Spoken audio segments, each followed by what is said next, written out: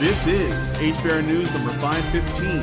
Save us from the banking tyranny and trolling the WNBA. We discuss the news of the week and give it the Badger treatment.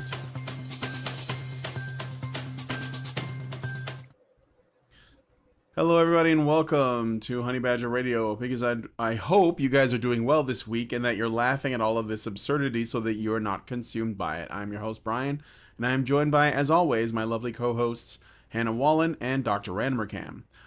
On today's HBR News Week, we're going to be discussing some of the latest happenings, and there's a lot to talk about, but I had to narrow it down to just a few so that this show doesn't go on for hours and hours.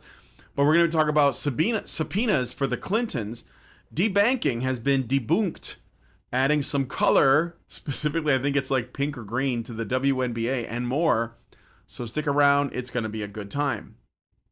And be sure to join us afterwards for the patron-only after show, where we're going to be looking at this article from CBR.com, which, by the way, they've done this sort of thing before. Like, this isn't like a new thing, but sometimes they have to revisit the classics. So they just made an updated version of an old listicle called How the Lord of the Rings Movies Have Aged Poorly, where they basically because there's not enough women in it. It's because there's not enough women in it, right? There's only two main female characters, and one of them had to be bulked out in order to fill the DEI female quota. Is that what it is? Yeah. That's what it is, isn't it? Well, I don't want to spoil it, but considering the content of the channel that we do here, I don't think that's too far off the mark.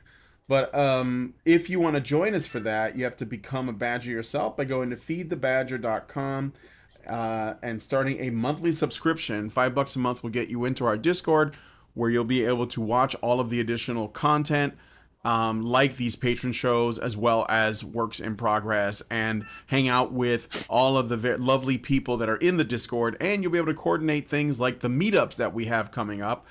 So this coming Saturday, actually, I'll let Hannah tell you about it, but we have a meetup coming up this Saturday in Ohio if you want to be there. I'm going to be there with Lindsay, and Hannah will be there, and maybe more people will be there. But Hannah, go ahead and tell them a little bit about it. So the meetup is going to be at Round 1 in the Fairfield Mall in Beaver Creek, Ohio. And we will be starting there. We'll be arriving there at about 4 o'clock p.m., so it'll start at about 4 o'clock p.m. and it'll go until either all of us get wiped out and leave, or 2 a.m. I think is when the venue closes. Just be aware that the mall closes earlier than that, so you'd have to leave through Round 1's outer door and not back through the mall. So you want to park near Round 1 and not someplace else to get close to the door. But it's going to be a good time. They have good food. They have video games. There are hotels all over the place around the area, because there's Wright State University right there, and there's also all kinds of great restaurants around the area if you don't want to eat at Round 1, or if you want to eat before you come in and stuff. And then there's also some sort of anime cafe. We didn't get to go inside and take a look, but we saw from the outside, and we looked at their menu and stuff online. It's kind of interesting looking upstairs as well. But that's basically what we're going to be doing, and it is not limited to any group of people. Like, we have friends from Gamergate, we have friends from the men's rights movement, we have some friends on the left, we have some friends on the right. Doesn't matter, just show up and have a good time. Yeah, and see some of the Badgers. So go check that out. Go to feedthebadger.com. I think there's some more information there, and hopefully we'll see you guys there. And if you want to reach out personally, you don't really like talking to websites, I know I don't, just join the Discord. You can go into the free version of it by going to badgernation.online, and you can just jump into the Discord and talk to the folks about what's going on. We also have another meetup coming up in September. This one will be in Calgary, Alberta. So a little bit further out for me, but I will do my best to be at that one as well. It's going to be like a little mini convention. We'll have some talks and stuff. So not quite as cash as the one in Ohio, But there'll definitely be like fun times to be had there, and that will be with Allison and Jonathan and me and Lindsay and whoever else can make it. So please consider joining us for all of that. And if you don't want to wake up one morning and find that we've been yeeted from the internet finally, then go to badgerfeed.com or honeybadgerradio.com to find all of our archived content. All right. So before we get into it, I just got a super chow. I feel like I should read it out now from Meredith G, who gives us $5 and says, HBR News number 515, honey for the Badgers. Thank you, Meredith. Really appreciate it. Every little bit helps, whatever you guys want to give, especially if you have something to say. I'd appreciate if you just sent it to us because we usually have a lot to say here, and so we don't get a chance to respond to the chat as much. But if you send us a super chat, a super chow, or a rumble rant, we'll be sure to give you all the priority. And whenever like Twitter gets something like that going, we'll use that too. Because I know we got people watching us on X. Okay, but anyway, with all of that out of the way, let us get into today's stories. Okay. On August 5th, 2025, the House Oversight Committee, chaired by Representative James Comer, issued subpoenas to a range of high-profile figures, including former President Bill Clinton, former Secretary of State Hillary Clinton, former Attorneys General Merrick Garland, William Barr, Jeff Sessions, Loretta Lynch, Eric Holder, and Alberto Gonzalez, as well as former FBI Directors James Comey and Robert Mueller, as part of a probe into Jeffrey Epstein's sex trafficking case. The committee also subpoenaed the Justice Department for unredacted Epstein files due by August 19th, 2025, that's in like 7 days, and set deposition dates for the officials from August to October, with Bill Clinton scheduled for October 14th and Hillary Clinton for October 9th.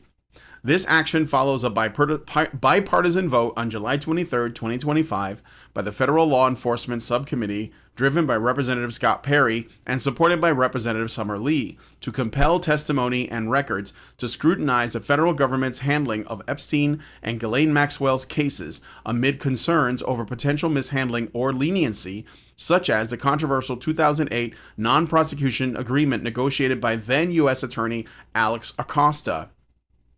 The investigation has reignited public and political interest due to Epstein's connections to powerful individuals and persistent conspiracy theories surrounding his 2019 death, officially ruled a suicide. I have to say that because that's what they said, and the lack of confirmed client list of abusers as noted in a July 2025 Justice Department memo.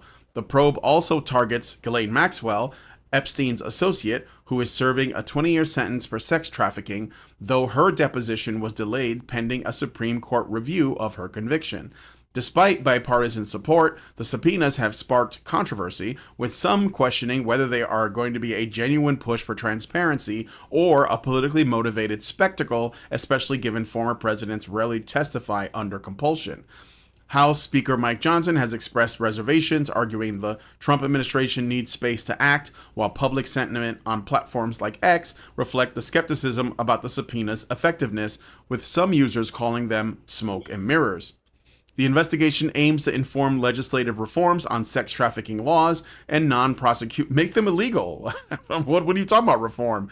And non-prosecution agreements, but its outcome remains uncertain as it navigates legal, political, and public pressures. All right, I might as well rip this Band-Aid off as swiftly as possible. Nothing is going to happen, ladies and gentlemen. Nothing. Sorry if that's blackpilling anyone, but it's important to be realistic. I'm not saying nothing ever happens. That's a meme that has appeared among, funnily enough, news commentators, people whose job it is to rigorously catalogue all the things that are happening.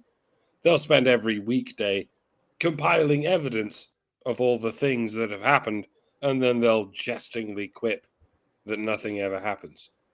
What they mean is nothing good ever happens. Innocent people get arrested all the time, but massively guilty people in royalty and in the government never get arrested. That's why they do this shit, because they know they'll never be arrested no matter what. It's not that nothing ever happens. There's plenty of news. It's just that it's all bad news. As they say, no news is good news. Fucking The UK government recently banned people from criticizing the UK government, and the rest of the world is following suit. They're not even outraged. They're just following suit. Just like world governments looked at the Chinese model, and instead of going, this is totalitarian, let's make sure we never do this. No, they licked their lips and went, oh, hell yes. We all need social credit scores and complete control over the lives and beliefs of our citizens. And what little pushback there is being completely ignored. So don't tell me nothing ever happens. Huge things are happening every day that plunge the Western world further and further into the Big Brother future. It's just that nothing ever happens to prevent it. Perhaps this is a rhetorical exaggeration. I certainly hope so. But where it's not an exaggeration is when it comes to the Clintons and other such tyrannical murderers. If anyone is sitting on a nest of hopes that any of these people are going to face justice before they die, I'm terribly sorry to have to disappoint you. That is not how the world works. I mean, decades after they die, we might become privy to the information that would have and should have seen them in solitary confinement until their dying day, but not a moment before that. Royalty does not get arrested unless there is a violent revolution. And you probably don't want one of those because it will mostly result in the deaths of the innocent in their millions. How many innocent people have to die to justify the Clintons getting arrested? That's an interesting question, come to think of it. I'm going to say 10 people, just to start us off. If 10 people have to die to get the Clintons in prison, it will have been worth it. It took fewer than that to kill Osama bin Laden, allegedly. It ought to be a trivial affair when it comes to the Clintons. This is what the FBI is for. This is what the CIA is for. You send a squad to their house, you storm the place, and you only need one bullet for Bill Clinton and one wood chipper for Hillary. I just want to see the look on her face as she's emptied into the wood chipper. That's my thing. That would be a thing happening. That would finally be a good thing happening. But like I said, the chances of it happening are in the single digits. So don't rest your laurels on it, folks. Just try to build a future where the Clintons of the future can't happen anymore. Where criminals can't just ransack their way through the country with impunity. It's a pipe dream, I know, but it's pretty basic bitch. When you strip it all down, it is, at the very least, the least we can do. I think. Maybe. All right, Yeah, Hannah. it's gonna be one of those situations where you have a little hope, but you never hold your breath because it's the government prosecuting the government, and the government never finds itself guilty, even when it's a different administration. And we can hope that with Trump in office and Trump wanting vengeance for the whole Russia conspiracy and all that, that he is going to be different. And you can always hope that this particular politician is going to be different. And there's been evidence that he's going to be different, because there's been other instances where he has been different. Especially in terms of keeping promises about shrinking the government in various ways. But at the same time, there's been some hesitance to come out and provide the information that he promised about the Epstein files. However, there has been something interesting that came out since I posted this in our internal chat about the news show, or at least something that I didn't find until later, and that is that there was more confirmation that Jeffrey Epstein was an FBI informant. This was published by Radar Online, but the news paper that I found it in was the Economic Times, and their link to Radar Online just goes to Radar Online's front page. It doesn't go to the Epstein story. So I'm going to read a little bit of this, but it just says, according to an internal FBI cable dated September 9, 2008, special agents. This was by the way obtained by a Freedom of Information Act lawsuit by Radar Online. So this was definitely from a government source. Special agents noted that Epstein was actively providing information to the FBI as agreed upon, and that no federal prosecution would proceed as long as he complied with the agreement made in the state of Florida. So that explains why that agreement happened, right? They didn't prosecute him because he was actively providing them with information. We don't know exactly what kind of information. Probably financial. He was probably getting financial information on people that he lured to his island with the other activities that he had going on there that we can't really describe that much on YouTube without getting the banhammer. The cable was marked routine, and it strongly suggested Epstein was cooperating with federal authorities before the plea deal. And then, of course, afterwards, when all this outrage happened and he got prosecuted and he got killed, that kind of violated whatever deal he made with the FBI. A source close to the investigation described these files to Radar Online as smoking gun documents, proving Epstein's status as an FBI source well before the plea deal. The revelation challenges the narrative that Epstein's leniency was solely due to powerful lawyers or elite social connections. So that's an important bit of information for a couple of reasons.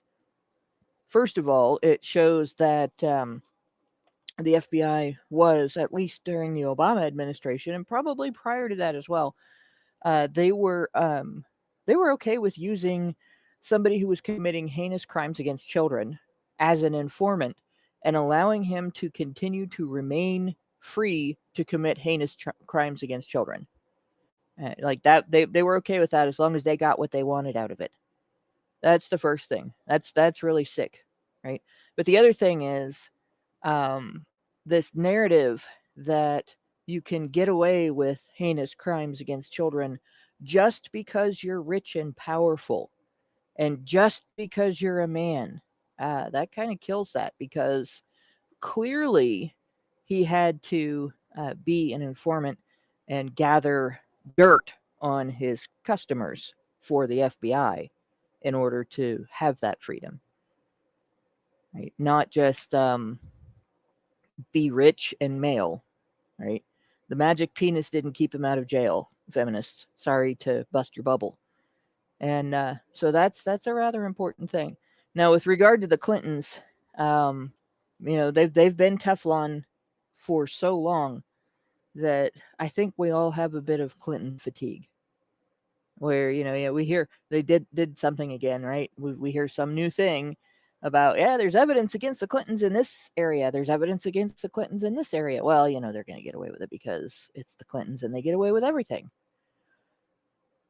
But I think that started with the fact of all the sexual allegations against Bill Clinton. And when you break most of those down, there's only one of them that really has very much credibility, because there are actual medical records for the accuser who was injured. And so it is possible that one was true.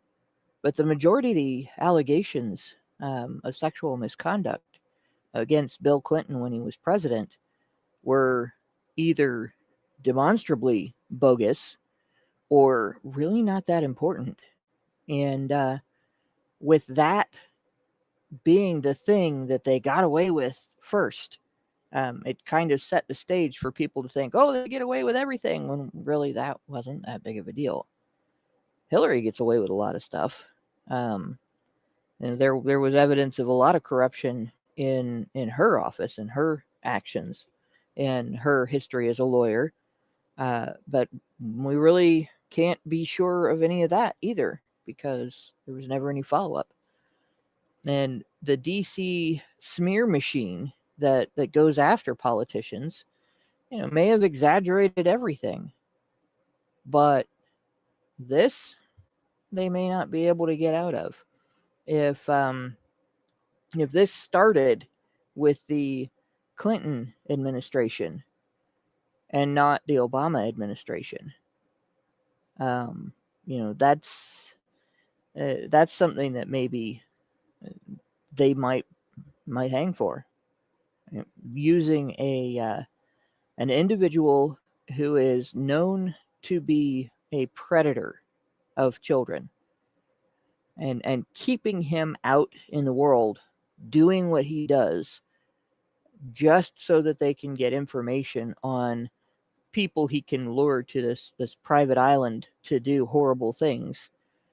That's pretty awful, right? There's got to be other ways to get blackmail material on your political enemies.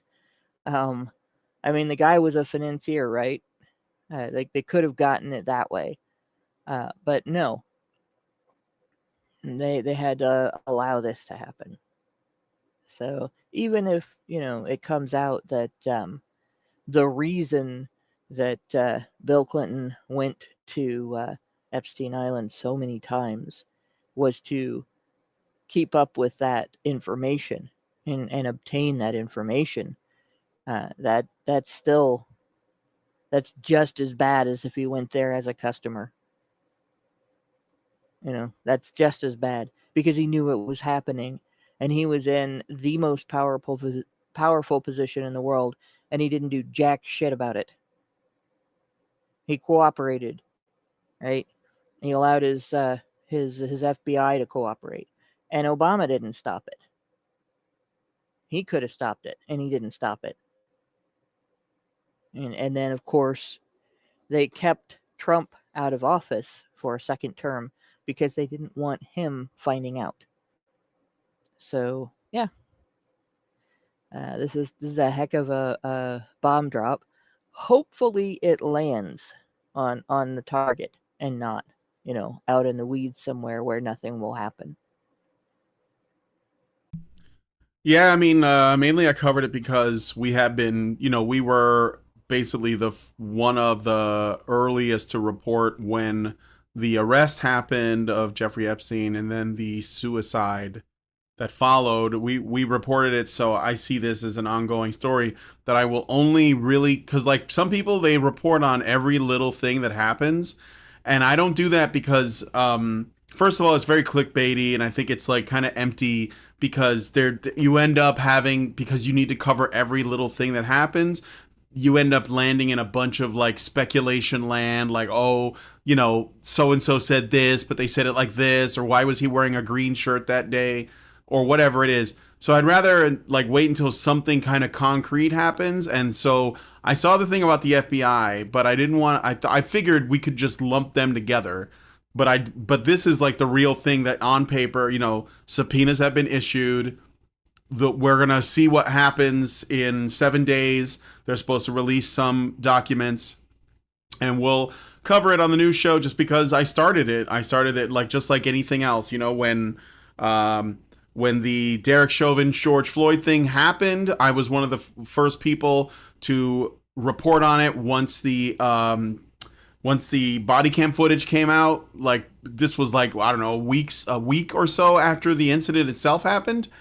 And if something else comes out that follows up on that story, like something happens with Derek Chauvin or something, I'm gonna report it because I already started it, so I got to keep following through. If something breaks with Bill Cosby, I'm gonna follow it. If something breaks with Harvey Weinstein, I mean, there are some things with Harvey Weinstein that appear to be coming out, but I didn't think it was quite enough meat on that bone for a news story. So with this, I'm not really like getting excited or depressed about it. I'm just following it to see where it goes, and that's it. Like whatever the truth is whatever the truth is. We're just hopefully we'll be able to endure whatever happens. But this is what happened. I'm following up, so we will see. I mean, we're probably not going to hear anything about this until October, which is when I think Hillary Clinton is supposed to testify. So this is the way the courts work. We've been through the courts ourselves. This is usually like a slow process, lots of red tape, lots of bureaucracy. That's just the way it goes. This is like unfortunate but true. So anyway, we'll follow back on it when we hear more. And that's all I can say about that. So anyway, let us know what you guys think about this one in the comments. We're gonna move on to the next story because I didn't get any super chats or super chows. So, but if you send some of those in, guys, if you have any questions, give us some thoughts. All right. In a related news, and I think this is actually a really good story to cover as well, in light of everything that's happened in the past few years in America, Canada, and other parts of the world.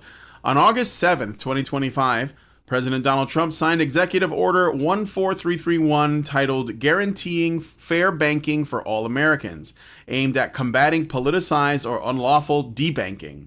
Defined as the denial or restriction of financial services based on a customer's political or religious beliefs or lawful business activities disfavored for political reasons. The order addresses past practices such as Operation Choke Point and post-January 6, 2021 surveillance programs where financial institutions allegedly targeted individuals and businesses, particularly conservatives, religious groups, and industries like firearms, energy, and digital assets for their beliefs or affiliations. It mandates that banking decisions be based on individualized, objective, and risk-based analyses, prohibiting discrimination under laws like the Equal Credit Opportunity Act, and seeks to restore public trust by ensuring fair access to financial services for all Americans. The executive order imposes specific actions on federal banking regulators, including the Federal Reserve, FDIC, OCC, NCUA, CFPB, and SBA within set timelines. Within 180 days, regulators must remove reputation risk and similar concepts from their supervisory materials that could enable debanking, and within 120 days, they must review financial institutions for past or current policies that promote such practices, with potential penalties like fines or consent decrees for violations. The SBA is directed to notify lenders within 60 days to identify and reinstate clients previously debanked unlawfully under its programs, while the Treasury Secretary must develop a comprehensive anti-debanking strategy within 180 days, potentially including legislative proposals. These measures build on prior efforts like the DOJ/Virginia Equal Access to Banking Task Force and proposed laws such as the Fair Access to Banking Act, reflecting a broader push to eliminate discriminatory banking practices.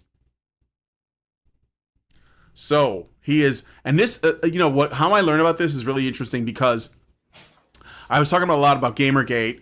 I do a lot of stories on culture and the gaming industry and other creative industries on my channel, Honey Badger Arcade, which you guys can check out on YouTube or Rumble.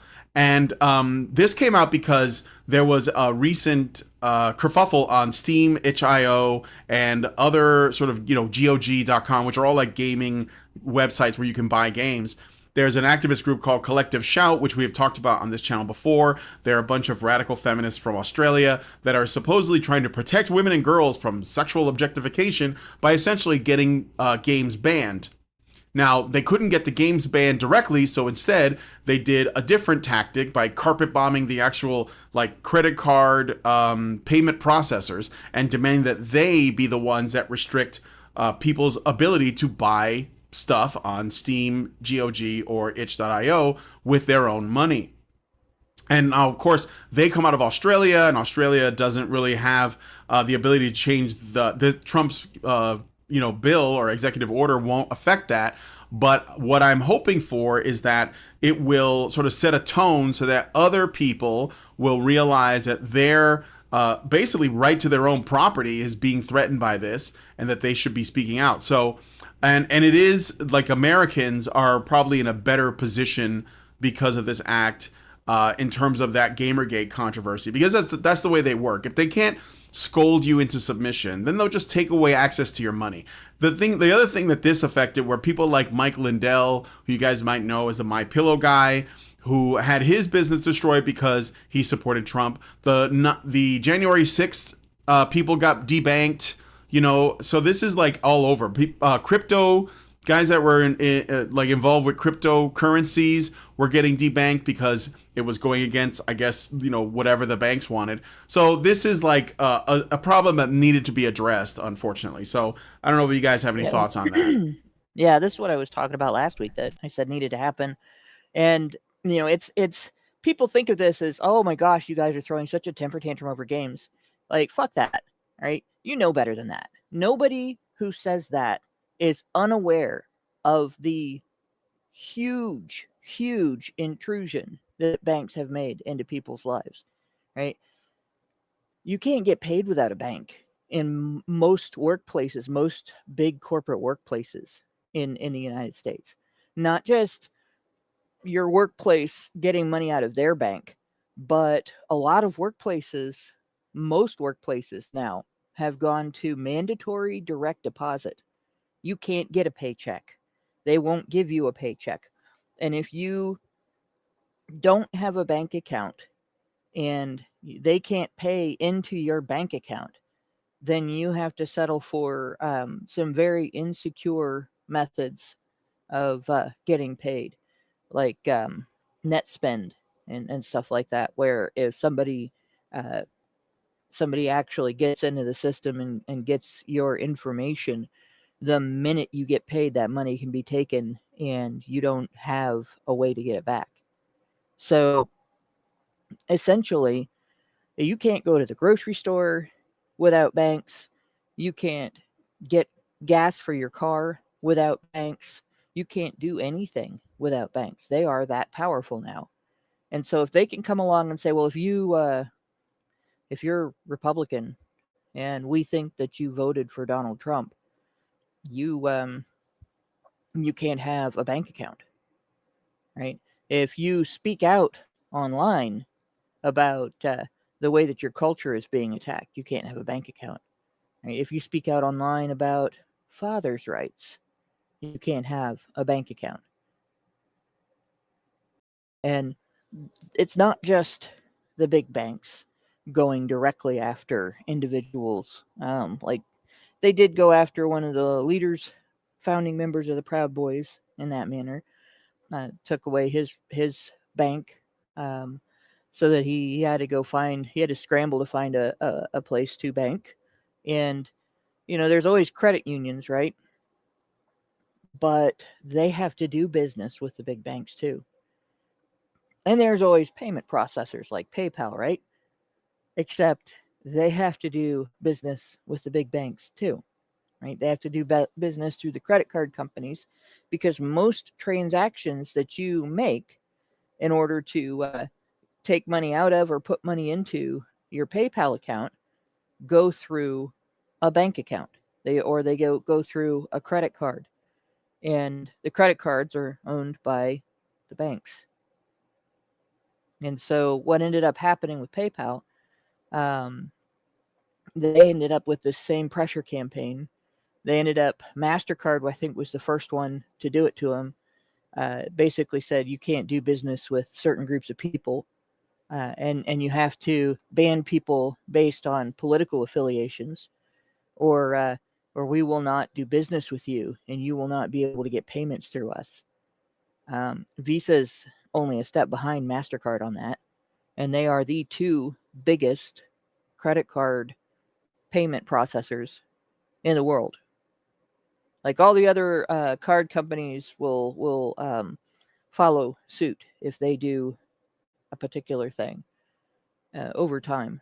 And what you end up with in that situation is that you can't buy anything anywhere. Right? You wouldn't be able to buy cryptocurrency. You wouldn't be able to bypass the banks, because you have to use the banks to buy the cryptocurrency to bypass the banks. So if they decided they didn't want you to be able to do that, they could stop you. And so they become a government onto themselves, a world government onto themselves or unto themselves. And if your country does not want to be overridden by a world banking system that makes its own laws and then imposes them sort of around governments or behind the backs of governments, going directly to businesses and stuff, then they have to pass laws like this. They can't allow banks to undermine their national processes. And that is essentially what the United States is doing at this point, what the president is doing. He is saying the banks cannot undermine the culture of the United States and the legal processes, the election systems, the civil rights protections, and so on in the United States by going directly to businesses and saying you can't do business with people who are of this political affiliation. But it took gamers to figure out just how bad banks being able to do that was, and have enough of a loud fit about it to get the president's attention. How bad is that? Like everybody else that should have noticed, doctors, lawyers, business owners should have been able to, go to the president and say, "Hey, this is a big deal. We are in real trouble here. We're not going to be able to just do business freely as Americans doing business with American citizens because of this. You better do something about it." No, it was just us, little piddly, individuals that just wanted to have the freedom to have a stupid pastime that nobody should care about in terms of, getting upset, right?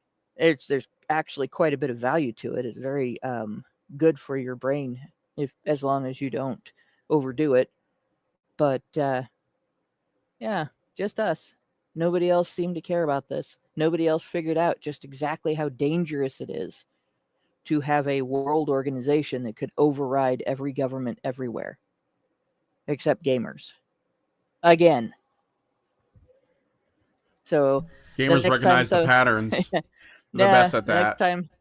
Next time somebody makes fun of you for still playing video games at whatever age you are, just remember that. All right.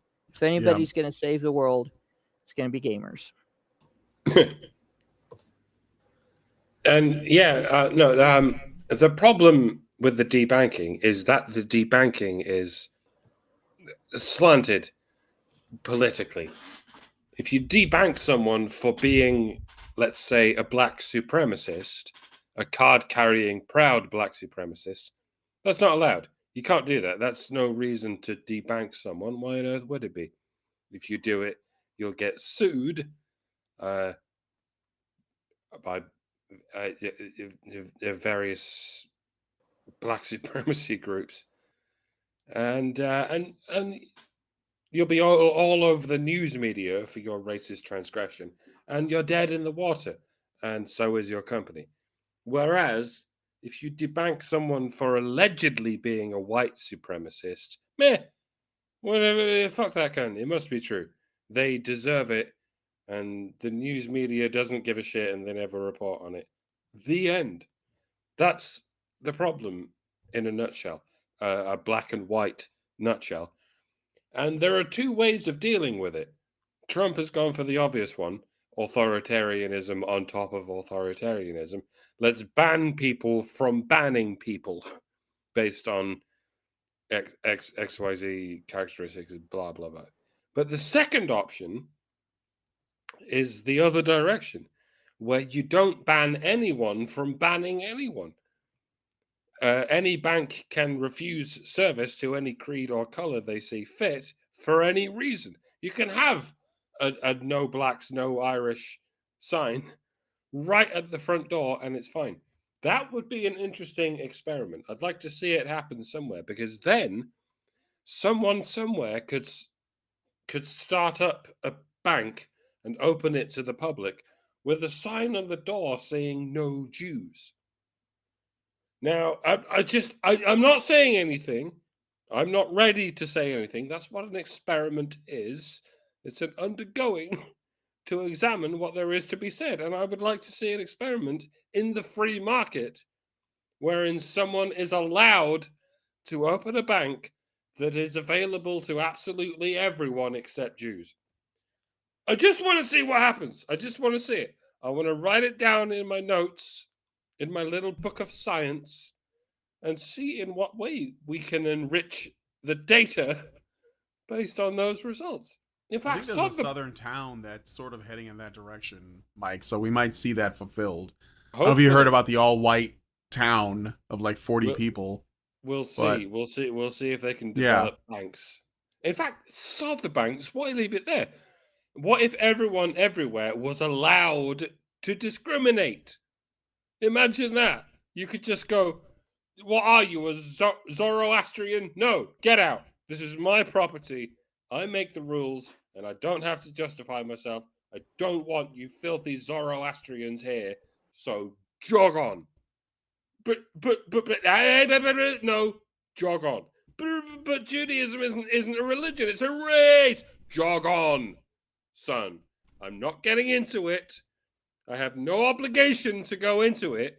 Now, hippity hoppity, get off my property. You have 15 seconds to comply. Now, the average Western leftist, to them, that sounds like a dystopian nightmare world. But to the average normal person, at every other point in history, everywhere else in the world, that sounds like it's the normal thing. The thing that people do all the time. Why wouldn't they? So I'd just like to see an experiment where we get back to doing the normal thing that normal people do all the time. Let's just see what happens. That's all I'm saying. It's for science, guys. Let's take a peek into the unknown. It'll be fun. It's not going to happen, but it would be fun. yeah. I mean, freedom of association is like we do it anyway for the most part. We just have to like drive it home that it's okay to like do that. Well, But you'd have to do more than that because in terms of banks, it's not like a restaurant or a grocery store or gas station or something like that. Anybody can open up one of those businesses, and there's a regulatory process, and there's there's paperwork and stuff like that. But it's not so overly complicated, and the startup capital isn't so extensive and expensive that it prevents anybody from being able to do it. But the whole idea of, well, if you don't like this, start your own insert type of business here, start your own insert type of processor here, start your own bank. It kind of stops at start your own bank because of the way that governments handle banking already. It's damn near impossible. Even for, it's been done. All right, there is, I guess, a right wing bank, but it's damn near impossible if you do not have a significant amount of networking and pull to start your own bank. And that's today. Like historically, it wasn't.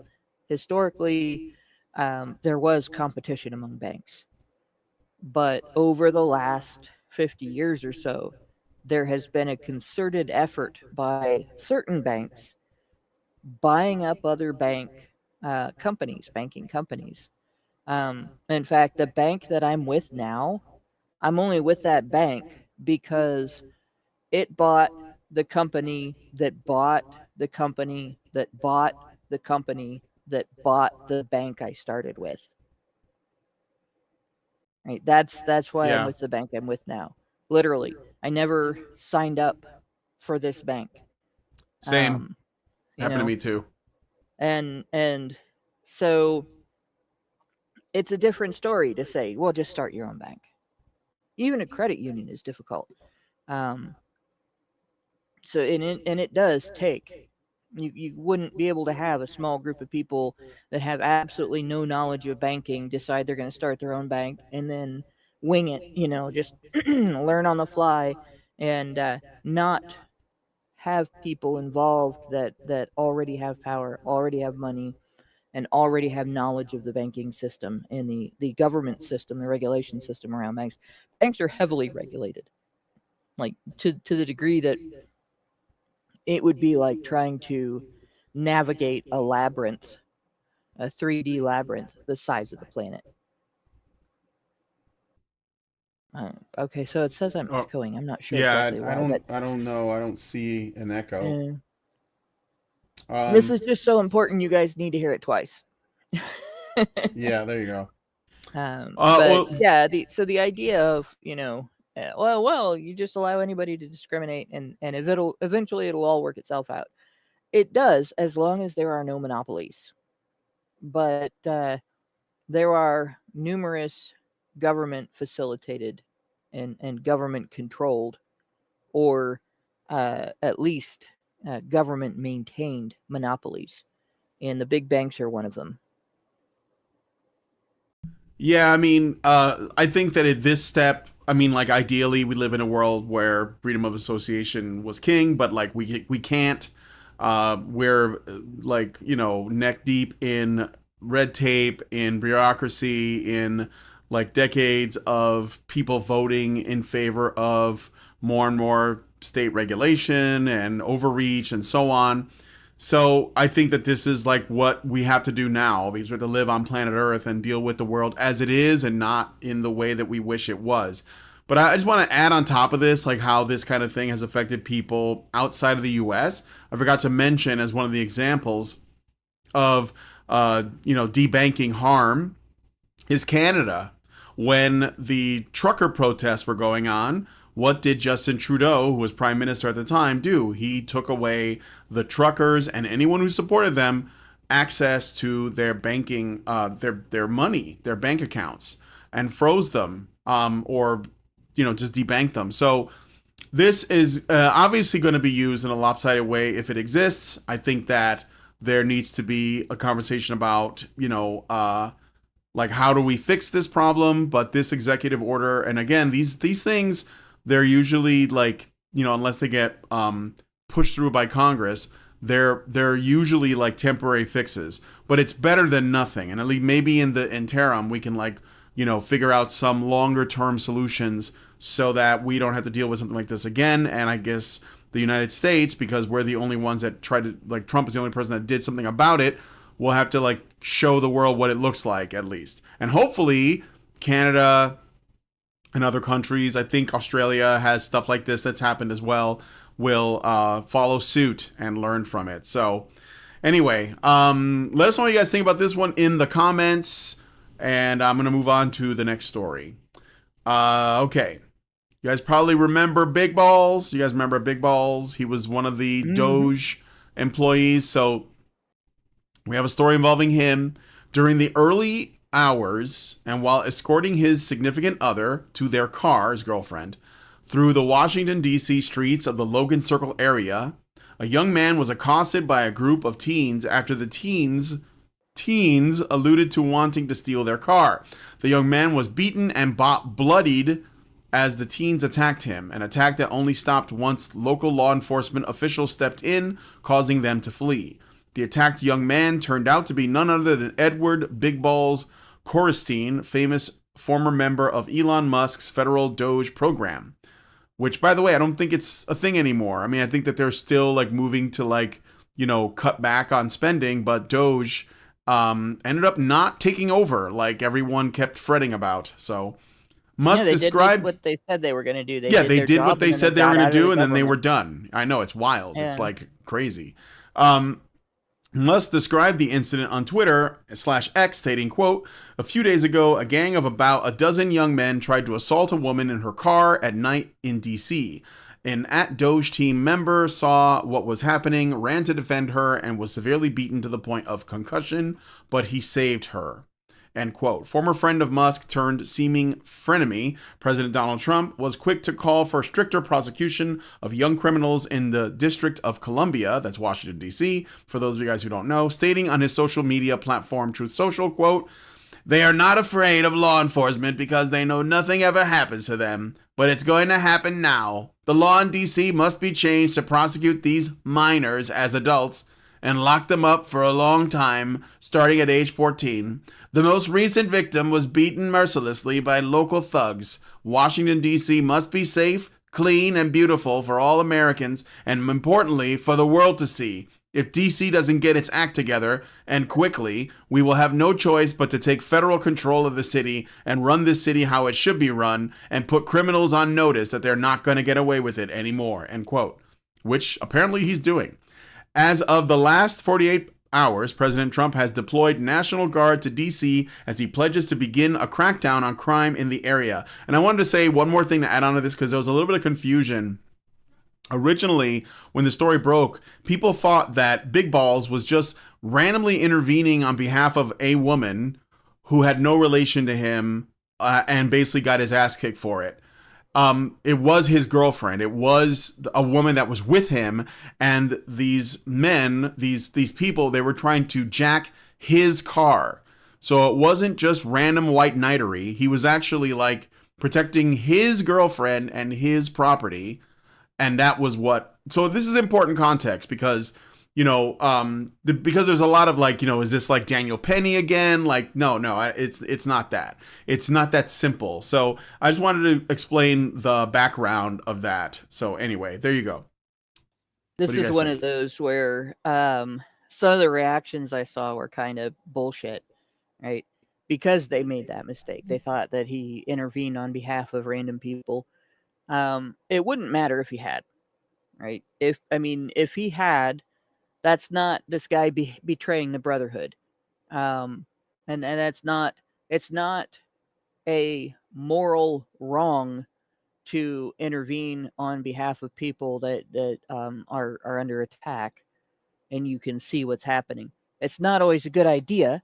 You can be wrong about who's under attack, like the people who rescued a woman from a purse snatcher only to discover that she was the purse snatcher, and she had actually stolen his bag. But at the same time, just because people don't appreciate it doesn't mean that it's a moral wrong for the individual to do it. It's an unwise choice. You're not going to get thanks for it, and you might get in trouble for it, and it's not worth the risk. No guy should be obligated to do it. And if a guy does do it and he gets respect for it, it doesn't mean other guys are obligated to do it. It means that, society should know better than to treat men in such a way that they are afraid to do it, because clearly they do appreciate it on some level, right? But that wasn't this situation. And I'm going to say right now, I don't agree with Trump on this. I don't think the solution to youth crime is incarceration as a punishment, because kids don't get to the point where they are carjacking at the age of 14 on their own. They don't raise themselves to be that way. They get that way because they have not been raised. They get that way because every adult in their life has failed them. And I think that, as a parent myself, this is on the parents.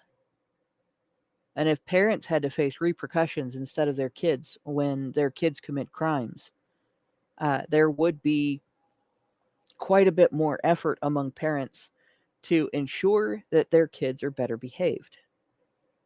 And when you see teenagers engaging in these types of crimes, you are probably looking at somebody who was raised without a father, who was allowed to run wild, who has no good role models in their lives. They've attended school systems where the teachers are not allowed to use any kind of effective discipline. And I'm not just talking about, corporal punishment. I'm talking about every time the kid gets a detention, the mom threatens to sue the school. Because I've seen that happen with kids. I went to school with kids whose parents did that, and they ended up just like this. And instead of putting them into a juvenile detention facility where they're going to get raped by the female guards, because that happens quite a bit. I researched and wrote about that. If you want to read about it, it is in the Honey Badger Brigade blog. If you go through my articles, you'll find it. These kids actually need to go through behavioral programs. They need to be just as much removed from the home and maybe just as much institutionalized as they would be if they were incarcerated. But the facility shouldn't be like a jail. It should be much closer to a mental health facility for people who have committed crimes, which isn't very similar at all to a mental health facility for people who asked for help when they needed it. There's a big difference. You're still locked up. You're still treated as a threat. You're still perceived as somebody who has done something wrong. But the attitude toward the individual who is doing these things isn't, you should have known better. It's, we're going to help you do better. When you get out of here, you're not going to do this kind of thing again. You're going to get on with your life and become somebody who works within your community to earn your own living and support yourself and become, a productive citizen, right? That is what needs to happen. And unfortunately, neither the Democrats nor the Republicans cares enough about the children of this country to do that. Instead, both of them talk in different ways about being tough on crime. The Democrats talk about being tough on crime as if it is somehow racist, and the Republicans talk about being tough on crime as if by bringing down the hammer, you solve all of the wrong lessons, all of the bad training, all of the problems that have been dumped on these underage kids. And I'm not saying, oh, they don't know any better. I'm saying they don't know how to be any better, because nobody ever taught them. And this isn't going to do it either.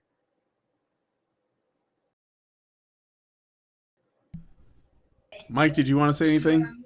Yes. On quite another point, it's going to be so funny if World War III has its equivalent of Archduke Franz Ferdinand, the assassination that starts the chain reaction that leads to World War. And that man's name is Big Balls. Is this going to be what the history books will have to break it down to? Like, how did it happen? Well, the Democrats went full communist. They punished the law abiders for the actions of the criminals. And then they flooded the country with criminals. It reached an inevitable boiling point. And then they got big balls. They got what now? Big balls. They took down big balls. And that was the straw that broke the camel's back. And justice rippled across the country like, wait, what? Is Big Balls a person's name? Yes. A person's real name? No, his real name was Edward Corstein, but everyone calls him Big Balls because, it's so meme-worthy. Why wouldn't you? It's like Typhoid Mary. Nobody remembers her real surname. It's not important. What she did was important. In her case, it was giving typhoid to a shitload of people. But what Big Balls did was, well, he called himself Big Balls. He worked for Doge, yes, but loads of people work for Doge. What this guy did was call himself Big Balls. And then he turned himself into a pickle. Funniest shit I've ever seen. I see. And is this why the infamous leader of the East Asian Rebellion of 2045 was called 420 Blaze It XX69XX? Yes. Welcome to history in the 21st century. It was an interesting time to be alive, and it is, ladies and gentlemen. For that, we can be thankful, even though it's hideous and terrifying and sad and rather foul smelling. I mean, at least we've got stuff to talk about. Week in, week out, all day, every day, there's something somewhere to be talked about. Isn't it wonderful? I know our civilization is crumbling before our very eyes, and there's nothing we can do about it, but at least we get to talk about it. At least we get to fiddle while Rome burns. At least we get to play our string quartet on the dying ashes of the Titanic. Hello, future historians. If you ever hear this, it wasn't that bad. I mean, it was that bad, but whatever, it wasn't. I can't seem to make a decision. And perhaps that was the problem all along. Dr. Randall McCammon, News Honey Badger Radio. Well, Yeah, I mean, just again, I don't think that you can legislate mothers letting fathers, but I mean, you can like change the laws so that you can, basically like There, well, put you can't legislate mothers having fathers in the home, but you can penalize parents for their kids' crimes. They've done it in the right. past. They do it with delinquency. If Mm-hmm. you're, or they do it not delinquency but truancy. If your Yeah. child doesn't go to the school, and the schools worked very hard to maintain that because they don't get money from the federal government for students that don't attend. Right. Right. Well, I So no, I if get they all can that, but do I'm saying that, even if they change all that now, those kids, or I mean, we're not even really yeah, sure. those We know kids they're might not. teens. That doesn't necessarily mean they're like under 18. They could be Well, like no, close they to or the age that was stated was 14, right? okay. How So many of them? we don't know. But Yeah. when they're talking about trying minors as adults, they're not talking about 18-year-olds. 18-year-olds are already tried as adults. So they're talking about kids who are under the age of 18 and trying them as adults. And the reason we try them as minors, the reason we try minors differently than we try adults is the same reason why minors can't consent to sex, why minors can't sign a contract without parental permission, is because their brains are not developed enough to Mm-hmm. make decisions as effectively as adults. And either we recognize that and we are consistent on it, and we recognize that an individual who is 14 years old does not have the same process by which they make the decision to commit a crime. There are steps missing because they don't have that full brain development, or they do have the same. Either we accept that or we don't.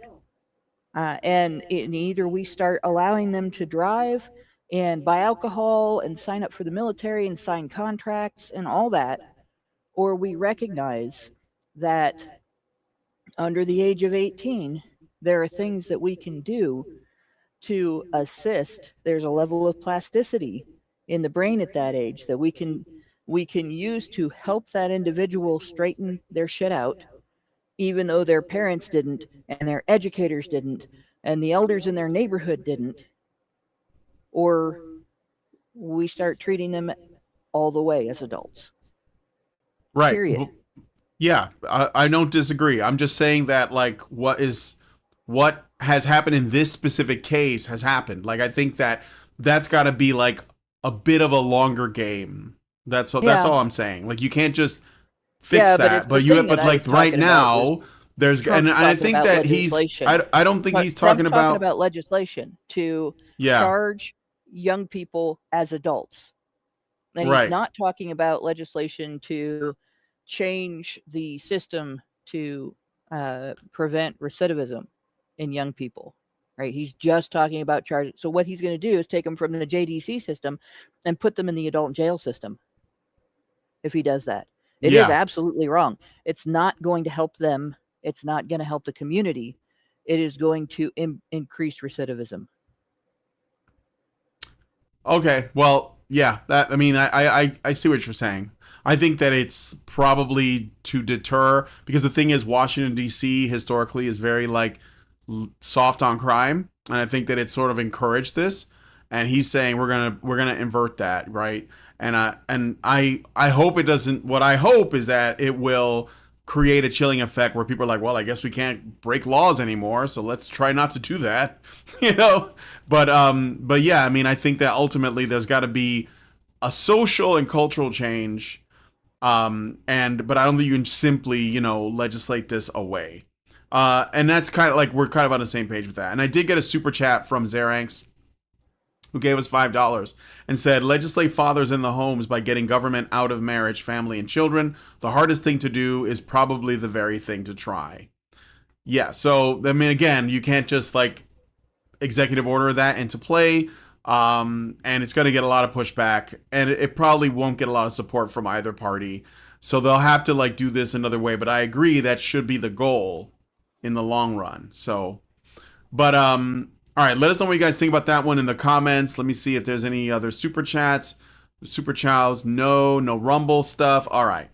So we got one more story. We're going to end on something a little bit hornier, I guess, depending on how you look at it. So since July 2025, I didn't know there was some multiple instances, but there have been at least six incidents that have disrupted WNBA games where spectators threw neon green and purple dildos onto the court, starting with a game between the Atlanta Dream and the Golden State Valkyries. These acts, initially linked to a cryptocurrency meme coin group promoting green dildo coin, yes, that's what it is, has led to arrests, including a 23-year-old in Atlanta and an 18-year-old in Phoenix charged with disorderly conduct and related offenses. Players like Sophie Cunningham and coaches like Cheryl Reeve have condemned the trend as dangerous and disrespectful, citing risks to player safety and ongoing sexism in women's sports.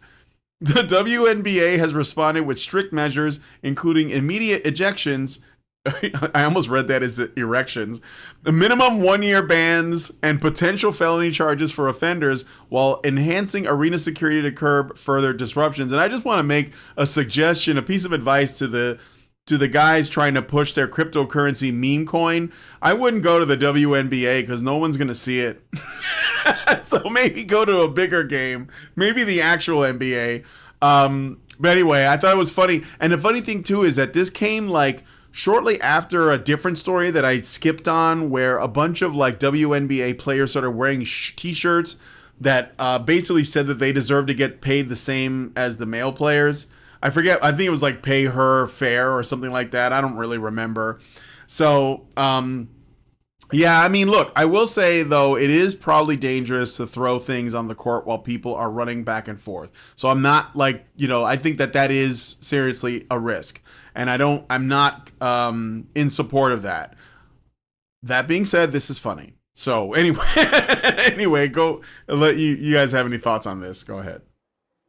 I would have thought, and I'm not a fan of sports, never mind female sports, but I would have thought that it's already an ejectable offence to throw objects onto the court, especially objects that represent trip hazards. I don't think it's illegal. I would certainly hope not, but I would think it's something that would justify your removal from a private venue. In the event that enough witnesses can attest to your guilt, I'm guessing this is the case and always has been the case, but it turns out it's not good enough when it happens to women. If a male team sucks, they get shit thrown at them. You figure out who chucked the shit and you throw them out. Simple as. But if a female team sucks, and let's face it, they all do, it's not good enough to punish the people who suck. We need safety nets to prevent the people from even doing it. And ain't that the nutshell? When women are in charge, disapproval will not be tolerated. It won't even be expressed. We will go out of our way to prevent any disapproval being expressed in the first place, because there is no conceivable reason that anyone would ever complain about women. It must be misogyny when anyone complains about women for any reason.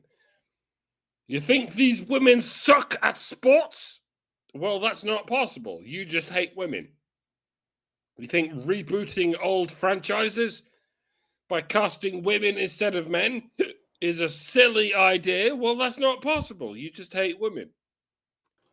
Replacing men with women is a brilliant idea. I'll have you know. Subsidizing women by stealing from men is a brilliant idea. How could you possibly say it isn't unless you're some kind of misogynist? Replacing our own men with men from the third world is a brilliant idea. How could you possibly say it isn't unless you're some kind of racist? And that's how we got here, ladies and gentlemen. This is your weekly reminder that the reason your culture is collapsing and being taken over by other cultures is because you left women in charge of it. And women, by and large, are more obsessed with what their husbands said to them 5 years ago than what a world leader said to them 5 minutes ago. Putting women in charge will give you relational aggression in a domestic environment. That's par for the course. A domestic environment must hold itself to high standards, regulated within itself. But a national environment must hold other nations to high standards, regulated internationally. We cannot let them trample on us. This is not what this story is about, but I'm going there anyway because I don't give much of a fuck about dildos being thrown onto a basketball court. To me, it seems like a joke, like something that could potentially harm people, but functionally does not. I mean, they even have the decency to throw dildos with neon colors, so at least they're peripherally visible against the wood brown motif of a basketball court. If they were throwing wood brown colored dildos, I'd be like, all right, that seems malicious, like they're trying to present trip hazards. But if it's bright green or bright purple, and well, it's like, okay, cool, but at least it's obviously about sending a message rather than endangering anyone. By the way, is it a coincidence that they're green and purple? A lot of you Zoomers won't get the reference, but bright green and bright purple were the official colors of Gamergate, and it goes back even further than that. There's a place called 4chan, and well, there was. There was, and I don't have time to get into it. Please do look it up and browse the content at your leisure. I just think it's funny. I like to think there's something mystical about the combination of purple and green. It's so obviously ugly. The punk revolution was famously adorned with neon colors too, even pink and yellow. Yep. And that electric blue that's so ubiquitous now. But the Gamergate revolution had to make itself distinct from the rainbow, the gay rainbow, which culturally appropriated all the neon colors and turned it into their flag. But they would never dream of using green and purple, because green and purple are so complementary that they're not even complementary. They look awful together. Imagine a bathroom where the walls are purple and the bath is green and the toilet is green. It would be so aesthetically offensive that you would eventually start hallucinating or something. And yeah, that's where we're at. We've been subjected to political contradictions for so long. We've been subjected to impossible hypocrisy for so long. The flag we have to wave in distress is not just upside down, it's purple and green. It's surely a universal sign of distress. There are no national flags that are made of purple and green. Well, funnily enough, Kyrgyzstan? There are no national flags featuring purple. There's only 3, I think, and they're all just a small part of an emblem of a coat of arms or something. Of all the flags in the world, even the ones that are just 3 colors, no one has ever used purple as one of those colors. Purple, for whatever reason, is not a sign of pride. It's a sign of distress. When they throw the green dildos, it's all in good fun. But when they throw the purple dildos, shit just got real. Remember that. Yeah. Remember how much sense it makes. All the shit I've just been saying. I know it just sounds random, and it is Random is my middle name, but remember, it is random because I'm just talking stupid shit to entertain you. Remember that. Remember everything. Or don't. I don't even remember what I just said. Good night, everyone. I'm going for a cigarette. Ugh. Well, while you go for a cigarette, I'm going to point out something else. Right? This turned out to be like this big fury over this was amazing. That the thing that sort of fuels the desire to do these types of pranks was done in great amounts. This was covered by all kinds of news agencies. There was a big deal made of this. This was the people who did it got all kinds of attention, and the arrest that occurred and everything.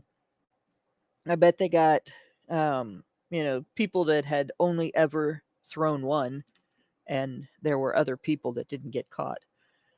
But it's the story is told as if this was something that has never been done before. This kind of thing has never happened before, and it's only being done because the WNBA is women and they don't respect the women, and it's about going after the women. How dare they? But there have been disruptions at NBA games that have made the news over time for years and years and years. I remember years ago there was a big fight on the court at one point that disrupted the game. But in more recent years, there was a player that got spat on, and I think that one they made a bit of a racial thing out of it. But not it didn't hit hard enough to get a lot of people's attention. But objects like Mike said, objects get thrown on the court all the time, just not necessarily dildos, but there have been full water bottles thrown at players.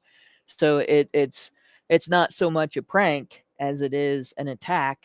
If you have somebody throw a water bottle from up in the stands and it hits somebody in the head, it can actually give them a concussion. There have been popcorn dumped out there and candy dumped out there, things that have to be, the game has to be stopped and they have to clean it up. A lot of lewd remarks, racial slurs, all kinds of stuff. There have been fans that have been banned for yelling like all kinds of nasty things at players, sexually explicit things, all kinds of stuff like that. There have been streakers, and the practice of streaking at athletic events is so long-standing and so well known. There is a song about it called "The Streak," and I believe the setting in the song is a basketball game. Probably not a NBA game, but in any case, like these kind of things, even though they're stupid, and the people who do them are definitely, society not sending its best. It's not unique at all that this happened to the women, and that's one of the reasons that I put this in our chat. It's funny, obviously, throwing dildos on the court, but the upset over it, treating it as though it's different this time, it's special this time, it's unique this time. No, it's not. It's pretty much par for the course, and it's just another example of an environment that when something is over the top, it's over the top toward men in a masculine way, and it's dealt with in a masculine way, and then and the men involved move on. As soon as you get women into that environment, it becomes a whole different thing, whole different ball game, so to speak. And now that it's treated like it's a gender-based attack, when in fact, it's not. Hell, in just a couple of years ago, there was an incident that I remember being reported where some animal rights group glued their hands to the court at a game, chained themselves to the baskets, ran out onto the court, were very disruptive. They had to get them out of there in order to have the game. And even that, Like, that was much more disruptive than this. It didn't involve stopping the game for a couple seconds to get the offending device off of the court.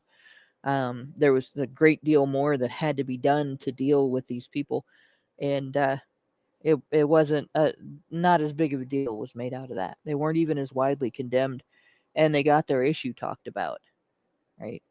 So yeah, this is a women can't take what men are expected to take. Women can't handle what men are expected to handle situation, and frankly, I'm not surprised.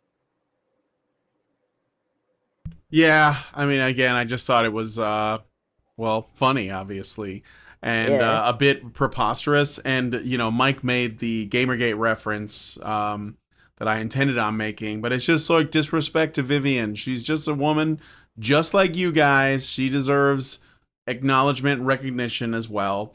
But, yeah, I mean, let me know what you guys think about this one in the comments. I just thought it was funny. So not really all that offended, but whatever. They're what's gonna happen. They're gonna make a big fuss out of it and all that, and hopefully we'll just move on. So, all right. Anyway, that's all the stories I got for you guys. So we're gonna go into the patron show now. We're gonna talk about this article. The Lord of the Rings movies have aged poorly. I'm sure it's gonna be a very productive discussion, and there won't be anything cringe in it that will cause us to want to shoot ourselves, but we'll see. So anyway, thanks guys for coming on the show, and thank you to Mike and Hannah for helping me out with talking about these topics. And yeah, we'll talk to you guys in the next one. Please like, share, subscribe, comment, all that good stuff. And see you guys next Tuesday. Men's right activists are machines, dude. Okay? They are literal machines. They are talking point machines. They are impossible to fucking deal with, especially if you have like a couple dudes who have good memory on top of that too. Holy shit, you're fucked.